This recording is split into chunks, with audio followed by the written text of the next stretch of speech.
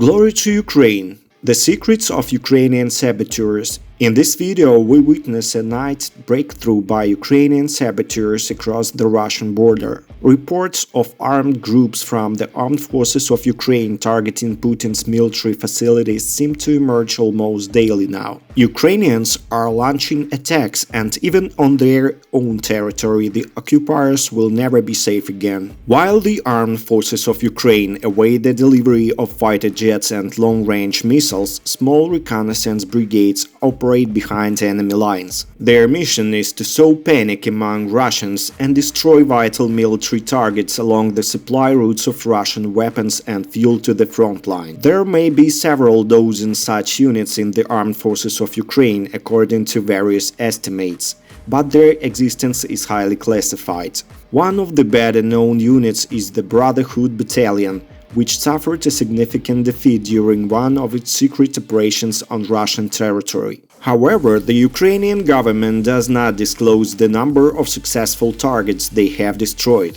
Here, the soldiers of the battalion gave a brief interview to the British publication The Guardian, albeit without revealing their identities. Later, we received tragic news of the death of 4 Ukrainian saboteurs from this unit in the Bronx region, which shares a border with Ukraine. They were on the mission there. It is said that these individuals were responsible for the bombing at Engels airfield where Putin's bombers were stationed. Consequently, eliminating them became an obsession for the Russian dictator, who unleashed his best bloodhounds from the FSB to track them down. Here is a base where Ukrainian saboteurs are trained in specialized tactics, then deployed to Russia to carry out sabotage operations targeting railway tracks, military airfields using bombers and ammunition depots, sometimes just to blow up the vehicle of high-ranking collaborator. Imagine a situation where I want to create a controlled explosion with a time delay. There is a car standing over there, and there are geese grazing somewhere nearby. I have some knowledge of explosive devices, perhaps a self-taught engineer who regularly deals with such things. I should have some supplies, at least cigarettes, on hand. For this, I take a grenade and a rubber band or a condom for securing it. I can use a stick as well.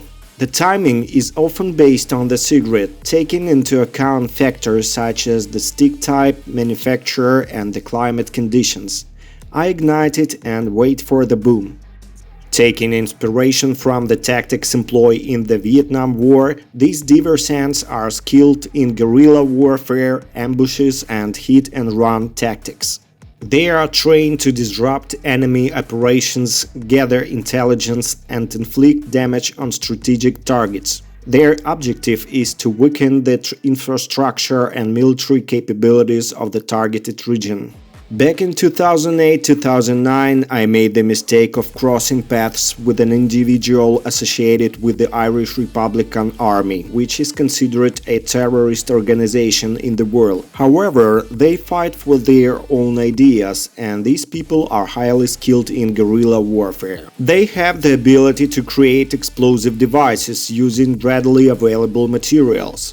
Now Ukraine is creating highly classified sabotage experts known as pyrotechnicians. These specialists develop homemade explosives to be used for sabotage operations within Russian territory. One such saboteur, who conceals his true identity and goes by the name Shaman, has been actively involved in the warfare since 2014. He received training in conducting sabotage operations from a member of the IRA.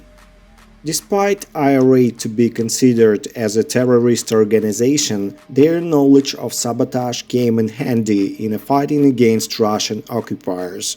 Now Shaman is training Ukrainian saboteurs who is sent across the Russian border to target and disrupt infrastructure while protecting Ukrainian assault units during pursuit.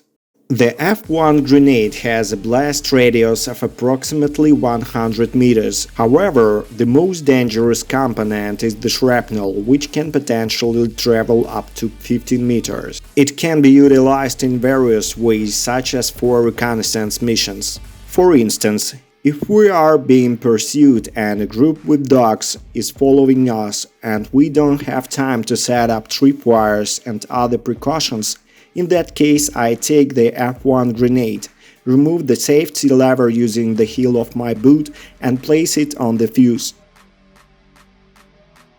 A soldier runs and trips over it, causing a loud noise. The Ukrainian forces also employ a different tactic for sabotage operations behind enemy lines, even without crossing into Russian territory. They utilize Soviet-era drones called Strij, which were originally developed for reconnaissance purposes and have a range of up to 1,000 kilometers. While having a pretty long range, those drones are outdated and are insufficient in reconnaissance missions nowadays. As these aircraft were introduced into service in 1979, wireless data transmission was not yet invented at the time. Nowadays, reconnaissance drones are more maneuverable, lightweight and efficient. However, there is a significant stockpile of Strij drones in Ukrainian arsenals. Therefore, the Ukrainian pyrotechnic experts dismantled the old Soviet-era cameras from the Strij drones, attached improvised explosive devices to them, and launched them at Russian air bases. Unofficially, the Ukrainian armed forces report dozens of successful flights targeting Russian objectives. While the Strij drones wreak havoc on Putin's aviation right on the airfield, ground teams are luring enemy units into their traps. We set up tripwires, preferably using hollow. It's not desirable to leave traces so that the enemy, especially the engineers, can understand the setup. Ideally, we attach the tripwire to a pin, carefully winding the wire around it. We use braided fishing line because it is very thin and almost invisible. We insert it into the fuse primer and leave a slight protrusion outside. It's preferable to have a partner nearby to hold the pin, or if I haven't got one, I use stick or my 5th or 6th stance. Then we are pulling our fishing line carefully. We want to leave minimal traces. My partner holds on to this particular piece, the needle, so that I don't pull it. We work in pairs, and right now I can sense the tension, just a slight sagging, almost imperceptible. Then we cutting it carefully down. Even knowing that this tripwire is somewhere here, I can see it.